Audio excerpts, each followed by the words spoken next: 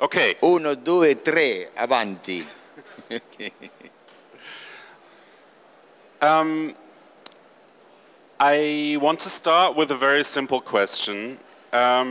You were born in Buenos Aires in 1946, and in '68, at the age of 22, when you had already shown at the Sao Paulo Biennial the year before, you moved to London. Mm-hmm. And then in 1976, you moved to LA, and I think you still, that's still sort of your main base or main home these days.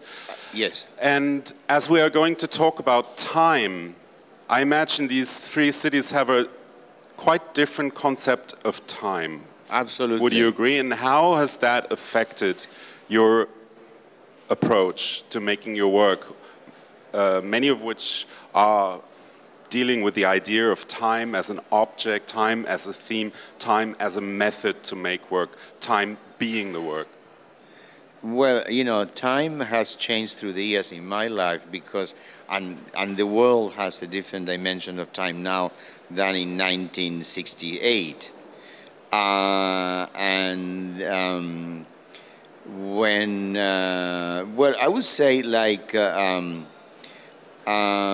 time moves very differently in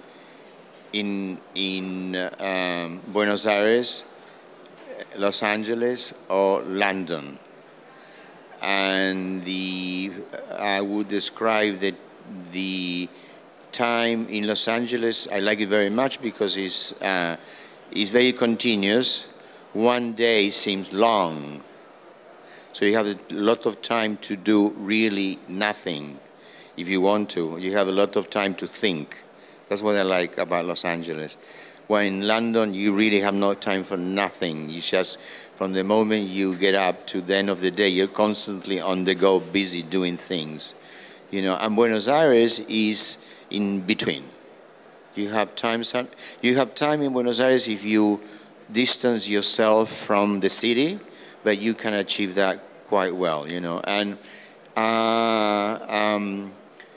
the idea of working with time really started in Buenos Aires when I was very young, at the age of, 18. And that it had to do with basically with film. I always liked film. I always liked art. I always liked architecture. I always liked reading. So all those things, they made me realize that time is very different according to the activity you're actually practicing. So, for example, my first piece I made in relationship with time was in Buenos Aires in 1967. The piece was called Situation of Time. It was a very large space, let's say about the size of this room, practically. And around the walls had displayed as if it were a shop, 17 TV sets installed as if they were, in a way, primary structures, one next to each other, and it was the equal amount of space between each TV set was the dimensions of the TV set itself. So in a way, they look like like a minimalist show. And the TV sets were the latest design at the time in Argentina by the company called Ditela. Ditela was the main manufacturer of television sets in Argentina. And the idea was to have the 17 TV sets showing the degree zero of information, which is just the empty screen with the snow effect. The kind of white noise screen. Yeah, the so-called snow effect, the snow. Effect, yes. So there is no reception. Is the sound turned on or off? The sound was on. Yeah. Yeah. And the idea of the piece was to spend the duration of the day, which is 8 hours a day, to spend 8 hours within that environment. I'm just curious. I mean, this work, as you said, of these monitors sitting side by side in a line could be conceived as sort of also a response to the minimalist language of form. Oh yeah, definitely. And, well, you know, but at the same time, it brought in the presence of the media, of the mass media. And I have to think, if you showed that piece in '67 in No, in Buenos Aires, at Ditella. That was a different piece in '67 in Sao Paulo. That was the yeah, it was a different piece. Yeah, of course. But you came to Sao Paulo, and I was just thinking, did you follow what someone like Elio Oiticica was doing at that time? Because no, in Argentina and Buenos Aires, we really knew nothing about what the Brazilian artists were doing at the time. I was aware of what was happening in through the media in New York or London or in Europe in general, in Italy, and also because the Ditella Institute, which is was created by Italo-Argentino Torquato Ditella, che ha fatto questo grande centro di esperienze artistiche, anche più grande collezionista, allora è anche una biblioteca. You will have to switch back to English. Sorry. I was trying to please the two worlds. My Italian is really tiny, I'm afraid. Okay. And I'm sorry. And then, so I knew what was going on in London, Paris, New York, Milano, but unfortunately we had very little contact with Brazil, which at the time it was in a way very Argentinian at that moment. We tended to look far away, we never looked close. Now the things are different. Younger artists are looking more to Latin America, but for us, was like very rare, with the exception of Mexico, because of the great history of Mexican painting. I knew about Mexican painting and I knew some of the history of Brazilian art, but very little of what. Elio Oiticica, I met him first time ever in London in '69. It just popped into my head because we talked about the monitor piece, and he did this piece, Tropicalia, in '67, which at the center has a television, which is just randomly on any channel sending or nothing. That's why it came up. But next year, in '68, you moved to London, and that same year you were in the Venice Biennial, right? And you did an amazing piece, and it has a long title, 3 levels, the visual image, text, and audio. No, it really has. Can you ask me? Sorry, I missed the first part, of course. Office of Information. You should say. Sorry. Yeah. Can you bring the photograph that we have now of the Biennale? Yeah, okay. Thank you. Yeah. It was called Office of Information, about the Vietnam War on 3 levels. Yes. The visual image, text, and audio. Okay, sorry to interrupt you, but we have a picture of that show that taken by Hugo Mulas, and yesterday was given to me as a present by the daughter of Hugo Mulas, so I'm going to break into tears. Well, we can, until the image comes up, we can still... No, she will bring the original, Hugo Mulas, big time. Wow, that's even better. Yeah. That's amazing. Yeah. But the piece was called Newsroom about the Vietnam War. It really had a short title. Okay, then I got it wrong. And this does a subtitle, 3 levels of information. Yeah. Because we consume... That was the subtitle. Yes, we consume information by written text, by the visual image, and by sound. So that was separating of the elements by which we consume information. And the idea was, correct me if I'm wrong, to get a sense of immediacy of the news coming from Vietnam and insert that into the Venice Biennial. Yeah, the basic idea was to display the phenomena of information, how phenomena reach the world. So it was like a reconstruction of the mediatic system. So in some way it was a mixture of a very formal question about media, but it was not by chance that you choose this particular subject, I guess. No, of course not, because the idea was to use the most important news of the moment, and unfortunately was Vietnam. But in terms of our discussion here about time-based art, I think what is striking about the piece is the idea of immediacy, this idea that there's an immediate broadcast. I mean, nowadays we're almost kind of taking it for granted that everything's immediately available on the internet and so on. And even wherever we go, even on the toilet or sitting on a train or standing in an art fair. And I'm sure someone in the audience right now is checking their email. Just go on, but please, by the way, turn off the sound of your phone if that's possible. You can put it there on the floor.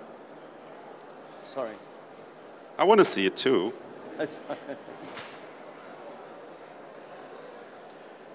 Well, for those of you in the back, there's two people standing there with one-handle phones in their hands, listening to someone sitting in a kind of cordon-off office, reading out the news into a microphone, correct? Yes, yeah.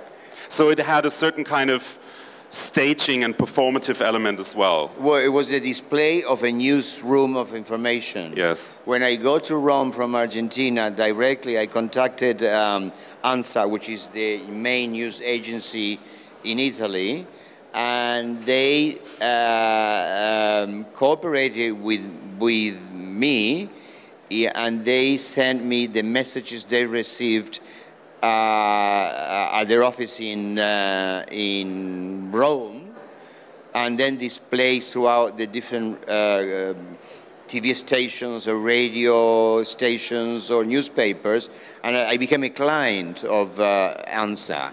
And then once they achieved the news reached the room, my room, or our room at the Venice Biennale, it was an assistant, a secretary, reading the news to the people outside of the office, because it was like a window display. It had a big glass in front. So, the news were read in these 4 languages according to the person who visited the Biennale. So that was, as they say, the informazione via orale, information orally. And then she displayed on the wall the telex that arrived and the pictures that arrived. So that was the original picture taken by Ugo Mulas. He came in front of me and said, which is this piece? And while I was explaining the piece, he took the pictures. What is really striking about the piece is this odd sort of tension between the idea of the urgency of having to get that message across, having to get that information out, and the very distanced display you just described with the glass window, almost cold. Did that describe your own relationship to what was happening around you in political as well as artistic terms? I still try to be very cold about it, yeah. Not to go crazy.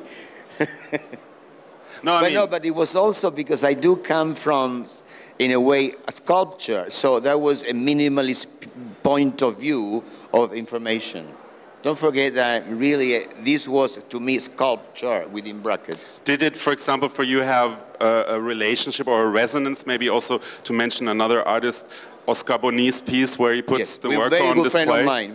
Yeah. You made this piece, was it also around the same time, 68? Which one? The one with the worker and the family on display on a plinth? It's called Working Class Family, Familia Obrera. Yeah, and they're sitting on a plinth. It's the father who works in an iron factory, I think, and his wife and their son. Exactly. Just sitting there like on a Sunday when they're sitting in the park or something. Just like we are. Yeah, exactly. We are displaying ourselves. And what I thought was really interesting about that piece was that he paid them, the worker double the fee he'd normally get per hour, which is an interesting difference to someone like Santiago Serra, for example, in terms of putting people on display and the way they're getting paid. He doesn't pay them? He does pay them, but he only pays them apparently the minimum wage that is allowed. Oh, okay. or what they usually get paid, even if it's very low. Whereas here, there's a kind of conceptual level that at the same time I think is an ethical question. Absolutely, yeah. And to stick with that question, where ethics and aesthetics, or ethics and conceptualism sort of are intertwined, the Desert People film that you did in 1974, it deals with a lot of different things. It deals with cinema, it deals with a certain, let's say, colonial attitude in terms of entering a territory of indigenous people and so on. Can you talk a bit about what was driving this piece literally, which has a lot to do with driving and a kind of road trip, in terms of the formal questions of it, the way it questioned cinema or certain aesthetic issues, and the tension towards these sort of subject matters, issues, or whatever you want to call that? Here we're jumping like 5 or 6 years Yes. of work, so every work was in relationship to the previous work. I didn't make many pieces really, because to me each piece was to analyze something that was interesting me. You know, like I analyze the news media in Biennale, Venezia, 68. Later on, I became interested in analyzing film structure, how film gets consumed by the audience, how film media, the phenomenon of film is produced, you know. So I made a piece, several pieces that related to the motion, the relationship between motion picture and still photography, and then at the beginning I was very precise, very cold, like a camera standing in front of somewhere in Milano taking pictures of whatever was happening in front of it, with no filmic intentions. Just the idea was the important thing. But then I realized that film itself and photography are naturally close to fiction. The phenomena of fiction happens, and even if you do a documentary, which may be very precise, the filmmaker has aesthetic, the way you photograph that person, the way you interpret what he or she says, the montage, the editing changes everything. That's actually why I brought up this piece as a contrast, which I think, let's say there's a certain type of work you've done, which I think is a lot about the idea of duration, of time unfolding, of presence also of time, and its connection to physical presence, like with the Vietnam piece, yeah. or with the spatial piece that you showed in Sao Paulo, which is now in a different sort of realization on display right now at Lia Roma. We will return to that piece maybe, but what I wanted to say is that for me, the Desert People film is a good example where another aspect of time becomes much more sort of to the fore. The idea of time as a sequence, of time as something happening after something else, and how you scramble that up. As film. Yes. Within film. Yes, but let's say in narrative structure, you could theoretically do the same in a book. Yeah, but the film, The Desert People, did not really have a narrative. Yes. That was part of the piece. It was a film that it was not a fiction, or that it was a fiction to look like a documentary, and a film that it has no narrative. The narrative was made by the audience. So it does have a narrative. Well, it does have a narrative. No, because it's funny, you know, why when you see a movie you believe that as a fact, it's really happening. And in my film, it's not true, because I was criticized, for example, that one of the actors was smoking, and the next shot he was not smoking. In commercial cinema will never happen. It's called continuity. So you have to make believe that's really happening. So in my way, it's like the narrative even had a progression, and it's like two films together. But when you see two things together, in your mind, you make believe that you see a narrative. So the phenomenon of narrative was deconstructed all the time. So in a way, it had a narrative, but it was made by the audience. let's say, could it be said that the idea of a kind of more sort of first-generation conceptual minimalist approach to time, which is about paring down time, kind of isolating it as a phenomenon in the work, was then kind of, and I think very interestingly, complicated by you tackling popular culture, whether it's cinema or pop music or pop culture in general. The Desert People, the conception was made in Europe, in London, in the 70s, in the early 70s. And then I have never been to the United States, but I wanted to make a film. The film was supposed to be about another culture that we don't know about. And so then I have never been to the United States, so I decided first time to go to the United States and to Los Angeles, where it's a place I knew very little around, and about a culture that is that it was in California before the European culture arrived. So that was made about an American native tribe.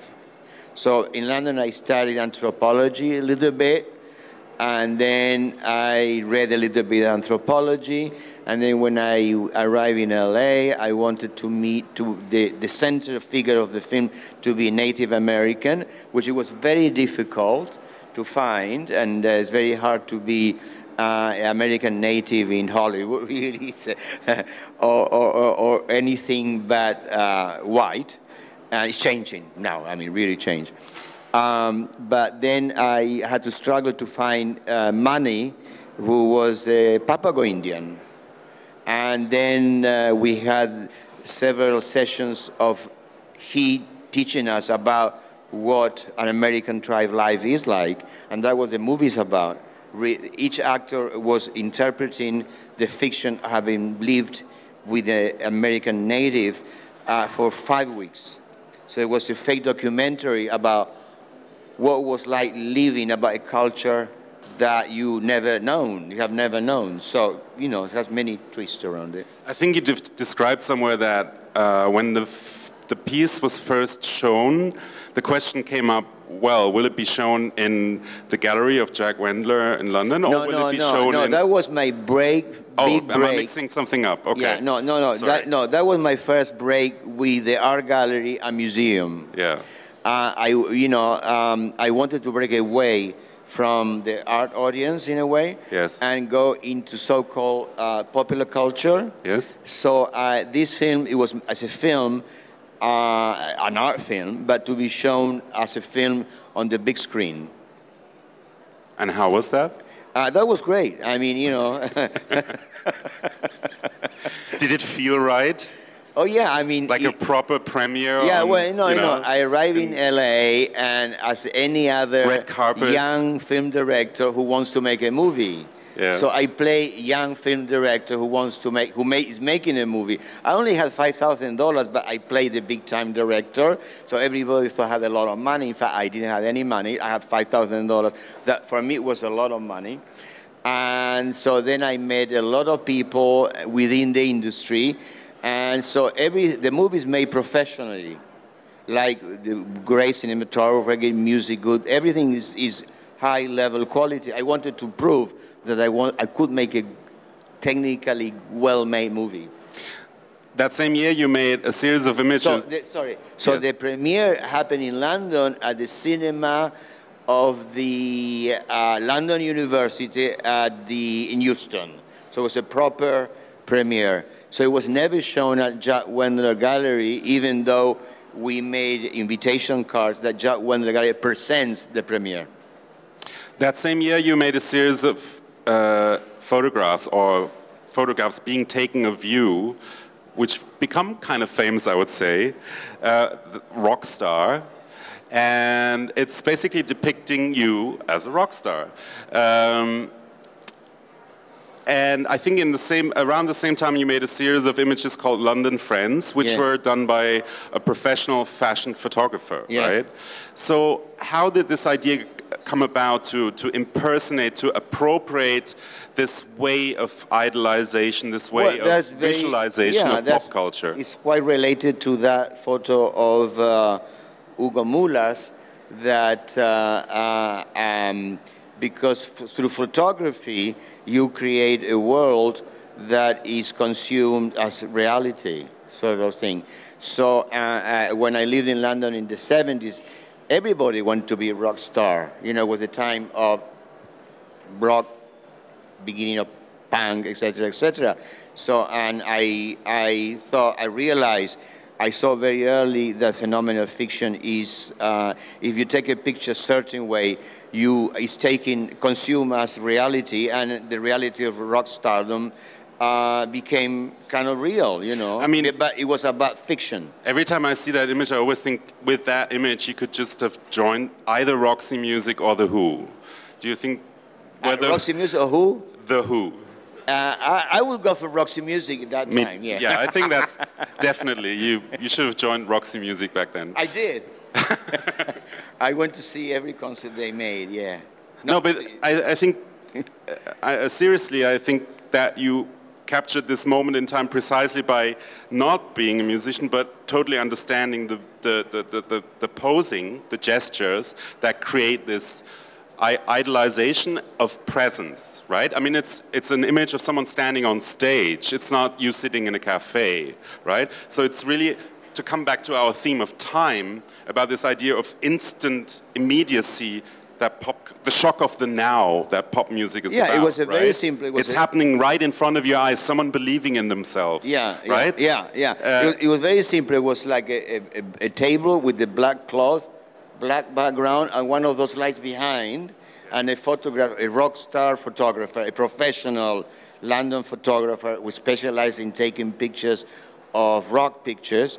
So the stardom lasted like the click, and that's where the time comes on. It's an interesting contrast to art, isn't it? Because art is so much about the idea, and I think a lot of your pieces are about the idea, hopefully there is some kind of cultural memory that this piece could be performed in 100 years' time or in 1,000 years' time.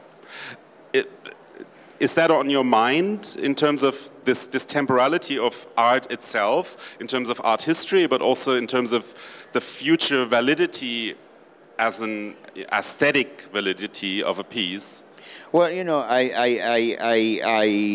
come from the arts. I studied drawing and painting. I'm a traditionally trained artist. I paint, I draw, I do etching, sculpture. I did all of those things. So, and study art history very much. So, yeah, I was always been interested in works that would go on. Like, I remember, you know, when I was very young, I don't know how, I was very impressed by images of let's say, Paolo Uccello or Duchamp, you know, and those things that were made hundreds of years ago, or maybe 50 years ago, but they were alive. They were, you know, when I saw them, they were teaching me something.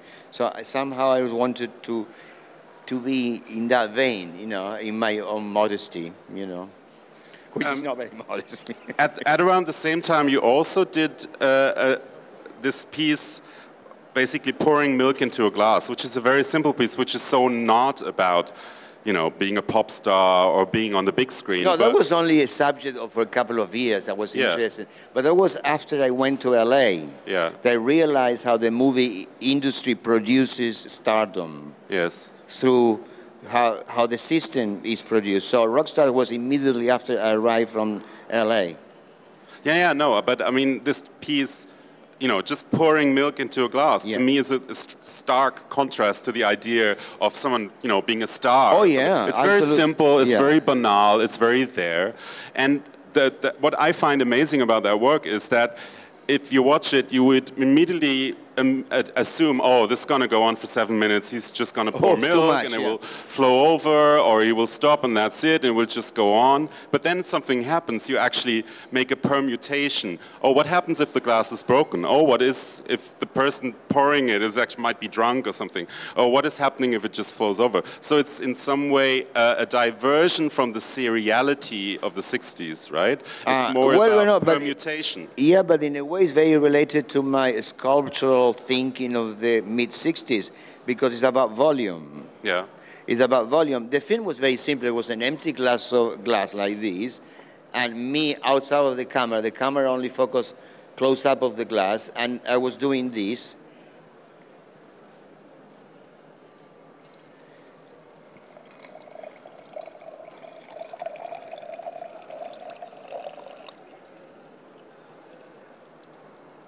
Until all the liquid was there. Next shot was the same amount of liquid, but outside, to the right, to the left. So different possibilities of this amount of space into the other space. So it's really about space, but the space of the also of the movie screen, of the television screen, because everything outside of the screen we don't see. We only see what is the camera takes. So that was already my relationship to architectural thinking within the film context.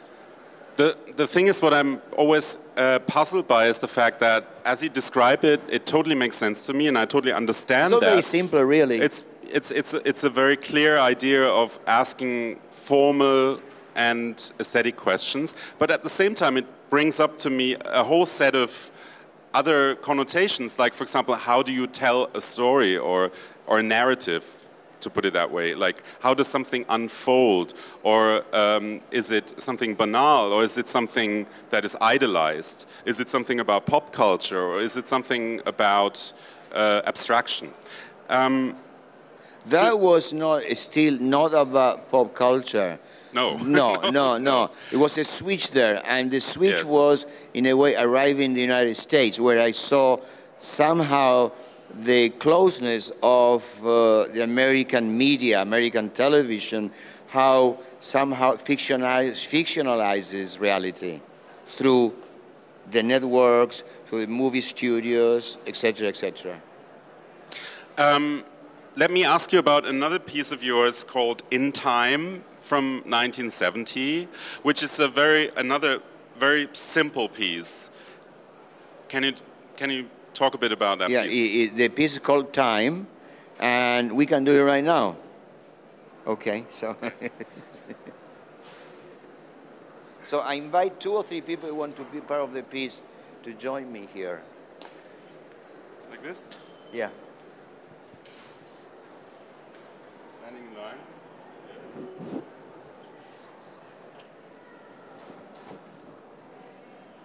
This piece was made in. The thinking was in London, and I was invited to a seminar.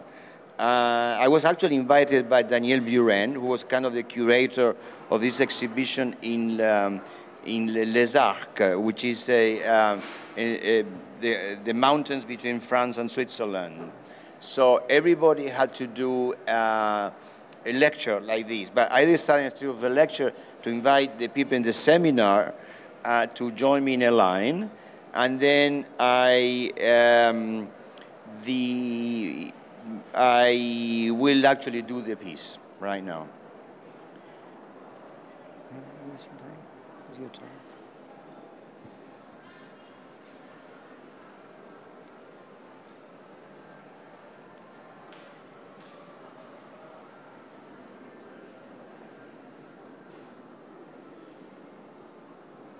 Is that 1 o'clock in yours? 5 past. No, 4 past. You have to wait 1 more minute. Yeah. Okay.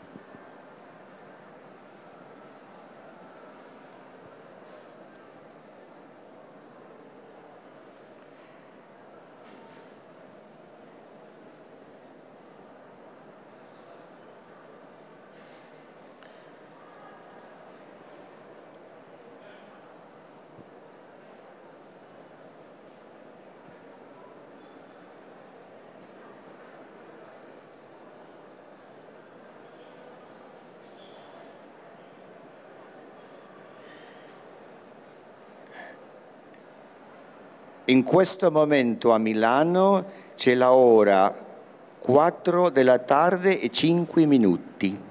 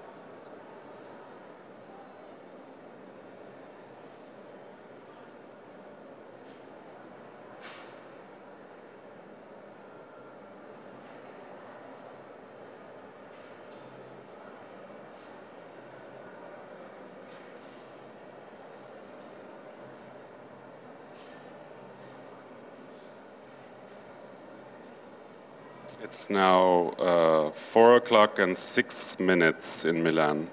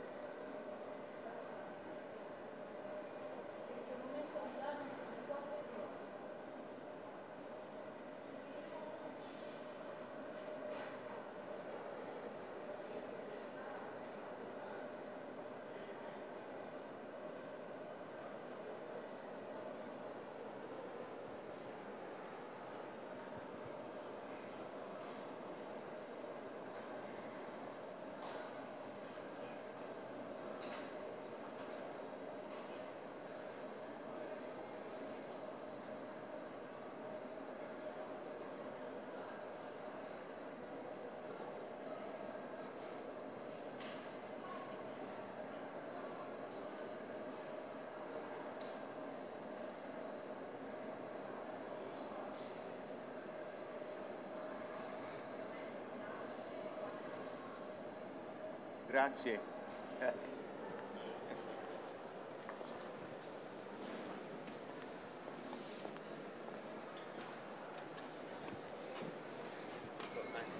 So questo lavoro can last in relationship to the amount of people who are involved in the line. So it could be 20 people, for example. I've done it up to 25. 25. And, you know, the longer it gets harder to control the line. But it's interesting. I had now, of course, 6 minutes time to think about the piece to some extent, because I also drifted off listening to the fair or focusing on some point in that. black curtain back there or something. You've done this piece quite a few times, I guess. Yeah, yeah. And of course you're in a different position because you're, let's say, the author of that piece, and you in some way need to control it while it's unfolding. But still, what kind of internal experience of time do you have when you perform the piece? Well, I usually go first fear, and then you control the fear, and then you go into personal trip, just your own time. Having one's own time makes me think, there was recently on American television an appearance by this comedian Louis C.K., and he was on the Conan O'Brien show, I think, and he talked about why he didn't want to give his kids smartphones. And he had an interesting reason. The reason was not so much about, oh, they're going to see porn or whatever. He was more interested in the fact that he thinks it's important to have that very existential experience of just sitting there. And he went like, you know, just not just going been like, there, just been there. you know, yeah. this feeling of there's something that diverts me from my sometimes horrific existence, you know, my fear of death, let's say, you know, my fear of death is diverted into this little gesture, right? So, and he says, do we really want this to happen? That he said it's something like that. I'm not a comedian, so I can't really make. You can look it up on YouTube. But he said something like that. Well, our life at the moment is like we get a sort of satisfying product, and then we die. He said. You've been following the development of mass media for the entire time span of you making work, and you've put yourself into relation it under the issue of time. So, what's your take on that? I mean, you have a mobile phone, right? I mean, very rarely. Like I mean, I have one, but it's mostly time switched off. So most of the time, it's hard for people I work with to contact me, you know, and I only look at emails about twice a week, exactly for that reason, because I like to have my own time. But because of my work and connections, I do need to use it a little bit, but I try not to lose my sense of time, which is like being like, you know, thinking about something. I was thinking, well, let's maybe briefly talk about two pieces, let's say, in the Lia Roma show that is on right now, because they also, in some way, have a lot to do with different concepts of time. There's 3 pieces on 3 floors, and you come in, and the first piece is a circle of marble slabs forming a perfect circle, and in the middle is an object, and it happens to be a tree. And then I was startled to learn that you decided which object would actually be in the middle quite shortly before the show opened. Yeah, like, it could have been a chair, it could have been a, I don't know. It can be anything. What other things could it have been? Well, there have been many things. Having a chair, having a tree, having a light, a lamp. It can be a desk, can be anything that you want to signal. Still, you make that decision. Is it a kind of, what do you think of the concept of spontaneity, of spontaneous decision-making? Is that something that is... Well, it wasn't spontaneous. I've done a tree before, you know, a few times, the tree. The original concept was made in London in 1969, and it was a Hyde Park, and the original one installation had a tree, a tree in Hyde Park, a chair at Hyde Park, and a lamp at Hyde Park. So, so it was not so spontaneous. It was spontaneous in the way that I wasn't sure this time what would be, but I love that beautiful plant that was in the back of the gallery. And I was thinking maybe it's too much because the plant is too beautiful. And that's what everybody says about the piece. It's so beautiful. And I don't like that too much when they say about my work, it's too beautiful. Because it's not about beauty. But somehow is undeniably beautiful, that tree. So the whole piece becomes beautiful.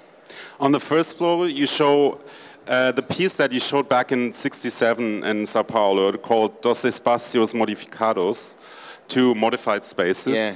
And you walk in, and there's something what you immediately would think, okay, this is a minimalist object, right? It's a sort of aluminium frame spanning most of the room.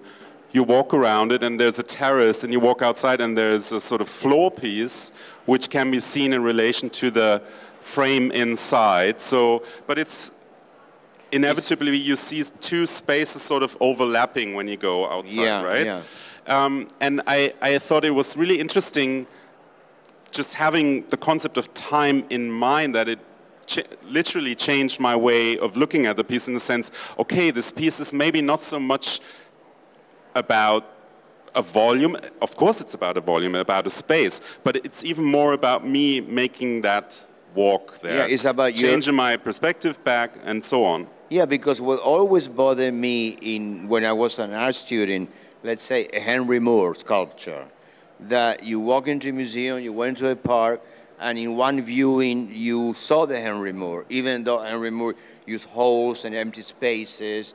You in one view you perceive the thing differently of a book or a film, that the construction is intellectual, is mental. So I wanted my sculptures to be perceived as if they were books or films. So it's a construction that happens in time and space. So if you walk around, you say, oh, that's a connection there. Oh, that's what it is. Yeah, I mean, the thinking is what I always after. And on the top floor, there's the piece Time as Activity, which has been a sort of unfolding or ongoing piece also since the 60s. Since 1969. 69. And can you shortly describe or how it came about, that idea, and why you still follow it? I was just arrived after Venice. I moved to London because I have a scholarship from the British Council to go to the postgraduate school at St. Martin's School of Art in London, which was a great thing because it was the beginning of British conceptualism and Italian conceptualism and American and Argentinian. So I got into a moment where the idea of leaving the object, working with non-object work was kind of the moment of that. So then I was invited by Annie de Decker to show the show at Kunsthalle Düsseldorf.